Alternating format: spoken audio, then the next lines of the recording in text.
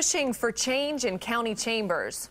An outfit change, that is. The Lee County NAACP sending a formal letter to county commissioners asking them to take down this controversial picture of General Robert E. Lee. He's in his Confederate uniform, and they want to replace it with one of Lee in civilian clothing. 4 in Your Corner's Lisa Greenberg joining us live in the studio with more on this story. Lisa.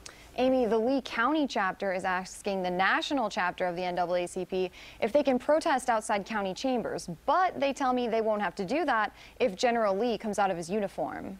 He may be wearing his Confederate uniform in this portrait hanging in Lee County chambers, but according to some, General Robert E. Lee literally wouldn't be caught dead in it. At his funeral, there were no Confederate flags, no Confederate uniforms, nothing as a reminder of the Confederacy. Steve Sherman, a concerned citizen seen here in a previous interview, tells me over the phone that's why this picture in particular has to go. By just taking him in a Confederate general's uniform, you're condensing his life to 4 years. Sherman's supporting the Lee County NAACP in its quest to get the portrait changed. The chapter's president, James Muwakil, tells me he sent commissioners a formal letter asking them to put the topic on the agenda for public input for Tuesday's meeting. We're asking them to compromise and to understand that some of the people that they serve is offended by it, and African Americans are that people. But it isn't just the black community Muwakil says is offended by the portrait.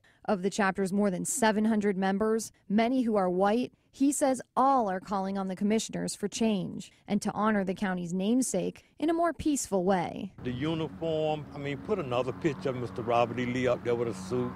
Take the uniform off. We don't want that. There is a very good superior portrait of Robert E. Lee that exists in the county manager's office in a civilian outfit. Now, not everyone wants the portrait changed. The Sons of Confederate Veterans say a county ordinance protects military monuments like the general's picture, and it can only be modified if commissioners call for it. Live in the studio, Lisa Greenberg, Fox 4. In Your Corner. All right, thank you, Lisa. And we reached out to your county commissioners about this idea of taking General Lee out of his uniform. So far, none have responded, but when we previously reached out asking if Lee should stay or go, this is what we got. No response from Commissioner Manning or Hammond. Commissioner Pendergrass says overwhelming public support says that it should stay put.